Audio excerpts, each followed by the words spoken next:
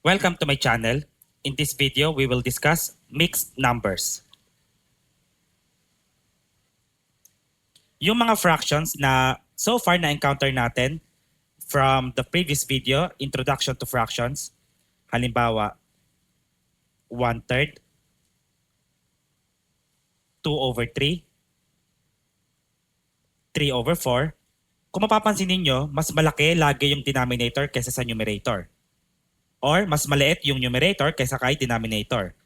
Ang tawag sa mga ganyang fractions ay proper fractions. However, hindi lang yan ang type ng fractions. Meron din tayong tinatawag na improper saka mixed numbers. Halimbawa, 10/3 or 5/2 and 11/5. Ito mga fractions na to, kung mapapansin nyo, mas malaki naman yung taas, yung numerator, kaysa sa baba, denominators. These fractions are called improper fractions. How about this type of fractions? 3 1/3, 2 1/2, and 2 1/5. Sila naman yung tinatawag nating mixed numbers. Mixed numbers ang tawag dyan kasi combination sila ng whole number and proper fraction. Again, whole number tapos proper fraction, whole number and proper fraction. And here is the trick. Yung improper fractions and mixed numbers are interchangeable. So it means kapag meron kang improper fraction, pwede mo yan ma-convert into mixed number and vice versa. Explain natin.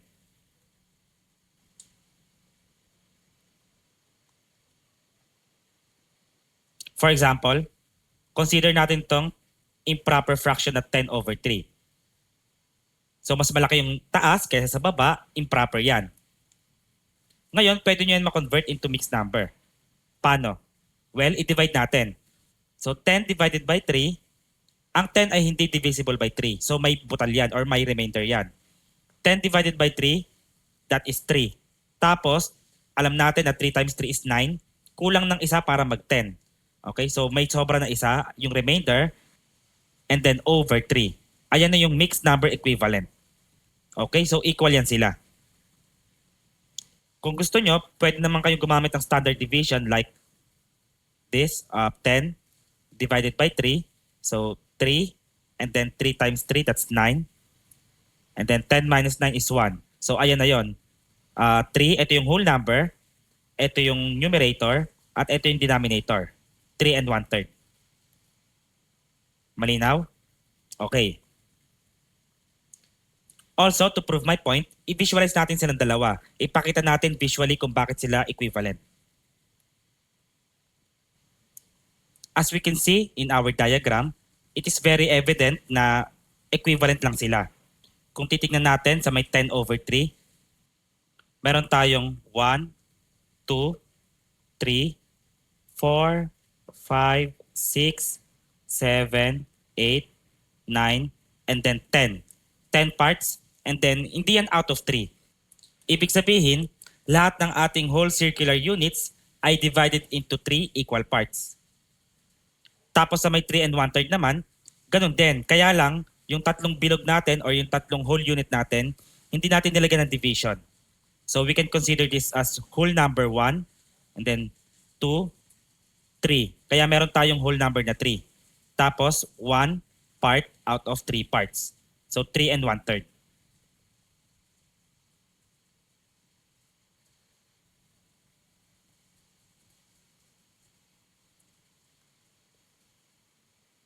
Okay, ngayon try pa natin mag-convert from improper fractions to mixed numbers. Halimbawa, meron tayong 5/2. Ang sabi natin, the easiest way is to divide. So 5 divided by 2, that is 2. And then 2 times 2 is 4. Minus, 5 minus 4 is 1. Kaya ang ating equivalent mixed number dito ay 2. Ito yung whole number. Tapos ito yung numerator. 2n, 1 over, ito yung denominator, 2. Another one. let's say we have 13 over 3. Long division natin. 13 divided by 3. So that's 4. Kasi 4 times 3 is 12. Tapos ang remainder, meron tayong remainder na 1. Kaya ang fraction niyan ay 4 and 1/3. 4 and 1 over 3.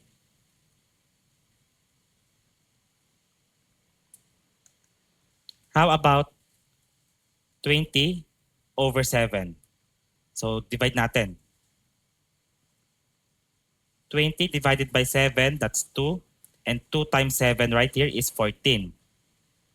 Tapos pag nag-subtract tayo, we get 6. So the mixed number equivalent is 2 and 6 over 7. Another one. Let's say 11 over 5. So we can divide. 11 divided by 5. So that's 2 right here. And then 2 times 5 is 10. And 11 minus 10 is 1. So the mixed number equivalent is 2 and 1 over 5.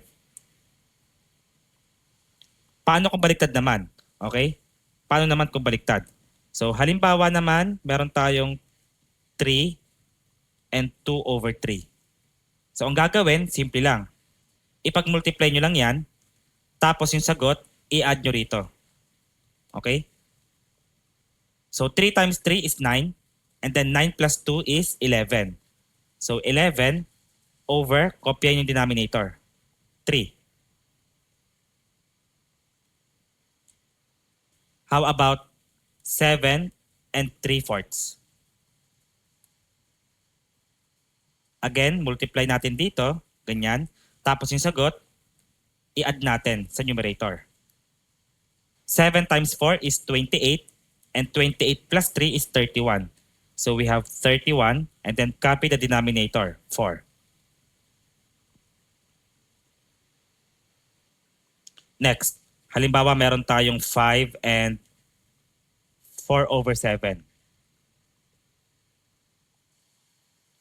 7 times 5 is 35, and 35 plus 4, that is 39.